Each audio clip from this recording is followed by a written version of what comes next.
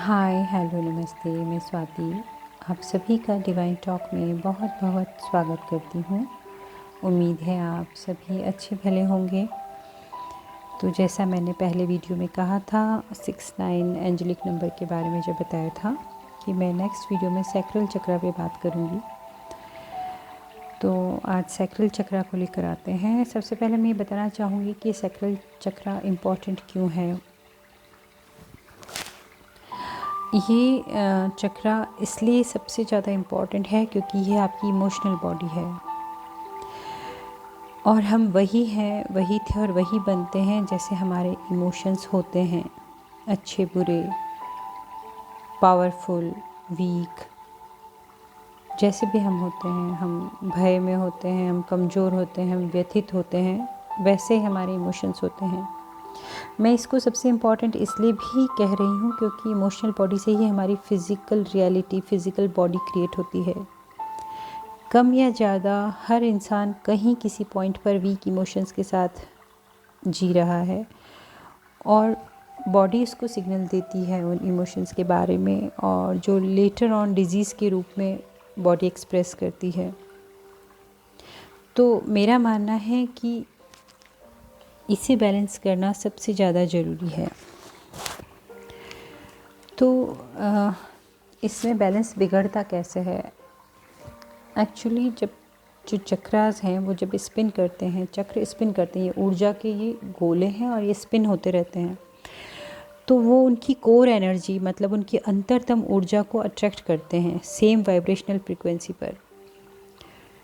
दूसरे शब्दों में हम ये कह सकते हैं कि सभी चक्र अपने स्पिनिंग मोशन में एनी टाइप ऑफ एनर्जी को ड्रॉ कर लेते हैं और जब तक उनकी फ्रीक्वेंसी से मैच करने वाली एनर्जी उनको मिलती है तो बैलेंस बना रहता है। और उसी जिस एनर्जी को ड्रॉ करते हैं उसी को वो इंटीग्रेट करते हैं और उस पर स्पिन करते रहते हैं। तो कभी कभी कुछ पलों में, कुछ क्षणों में, कुछ स्थितियों में हम कुछ अनवांटेड एनर्जी से अटैच हो जाते हैं और वैसी एनर्जी हम अट्रैक्ट कर लेते हैं जो चक्रा की फ्रीक्वेंसी फील्ड को डिस्टर्ब करती है और फिर फर्दर अदर प्रॉब्लम्स क्रिएट होते जाते हैं। सैक्रल चक्रा बैलेंस होने पर आप इमोशनली स्ट्रॉन्ग होते हैं और आपके डिसीजन जितने भी होते हैं वो वाइज और स्पॉन्टेनियस होते हैं। आपने कभी देखा होगा, कुछ लोगों को कभी नोटिस किया होगा, तो सब कुछ होते हुए भी निराश, हताश होते हैं या फिर आर्टिफिशियल से होते हैं, बहुत आर्टिफिशियल से। उनकी हंसी भी आर्टिफिशियल, उनका सब कुछ दिखावे के लिए होता है। जो वो नहीं है वो दिखाने और बनने की कोशिश करते रहते हैं।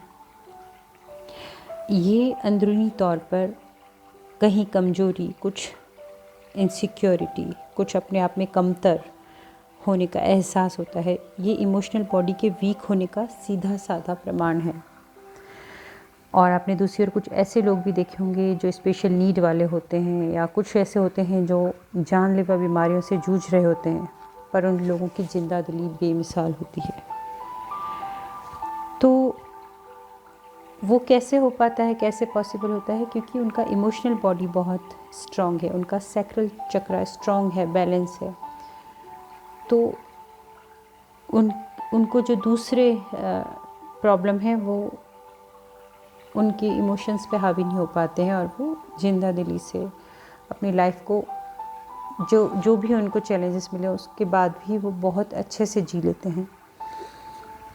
तो अब बात करते हैं सैक्रल चक्रा का कलर। सैक्रल चक्रा का कलर होता है ऑरेंज। तो जो भी ऑरेंज कलर से रिलेटेड चीज़ें हैं आप जो यूज़ करते हैं वो आपके सैक्रल चक्रा को हील करती हैं, स्ट्रॉन्ग करती हैं, क्लीन करती हैं, बैलेंस करती हैं। ऑरेंज कलर, जो आप कपड़ा भी पहनते हैं, आप एक ऑरेंज कलर का रुमाल भी कैरी करते हैं, वो भी। अब इसका लोकेशन, सैक्रल चक्रा का जो लोकेशन है वो लोअर एब्डोमेन में आपके नेवल के बिलो होता है, जो एक्सटेंड करता है पेल्विक रीजन तक। इसके मीनिंग को समझेंगे अगर, सैक्रल चक्र को संस्कृत में बोला जाता है स्वाधिष्ठान। आप लोगों ने कभी शॉप्स पे, बोर्ड्स पे पढ़ा होगा प्रतिष्ठान और ऐसे ऐसे करके। तो स्वाधिष्ठान क्या हुआ? स्व, खुद का, स्व से रिलेटेड है, जिसको इंग्लिश में हम समझेंगे तो वंस ओन ड्वेलिंग। वहाँ एक्चुअल में आप वहीं रहते हैं। तो इसका आपने मीनिंग समझे कि जो इमोशंस है हम वही हैं और हम एक्चुअली वहाँ हैं। हमारा चक्रा जो है सैक्रल चक्रा में हमारे इमोशंस हैं, तो हम वो हैं। हम इमोशंस के साथ ही जीते हैं, चलते हैं, उठते बैठते हैं। इसका एलिमेंट होता है वाटर। वाटर यहाँ पर बहुत इम्पॉर्टेंट रोल निभाता है। तो वाटर इनटेक बहुत सही होना चाहिए। ये भी आपके सैक्रल चक्रा को बैलेंस करने में, हील करने में बहुत बहुत बड़ा योगदान देता है। इसका क्रिस्टल, इसका बेस्ट क्रिस्टल है वो कार्नेलियन है, और सिट्रीन भी अच्छा है, वो सभी चक्रास के लिए अच्छा है, पर कार्नेलियन है जो स्पेशल सैक्रल चक्रा का है। और इसकी फ्रीक्वेंसी है 417 हर्ट्ज़। तो जब आप मेडिटेशन करते हैं तो 417 हर्ट्ज़ की जो फ्रीक्वेंसी का आप म्यूज़िक सुनते हैं, तो ये इसकी वाइब्रेशन आपके सैक्रल चक्रा को हील करते हैं, बैलेंस करते हैं। अब इसमें ये क्या है, सैक्रल चक्रा किसको डिनोट करता है? ये आपके पैशन को, आपकी क्रिएटिविटी को, आपकी सेंसुअलिटी को, आपकी सेक्सुअलिटी को ये डिनोट करता है। इसमें ये है कि आप अपनी लाइफ को कितने प्लेजर के साथ जीते हैं, या आपके प्लेजर आपके पैशन को बताता है आप कितने अच्छे से जीते हैं।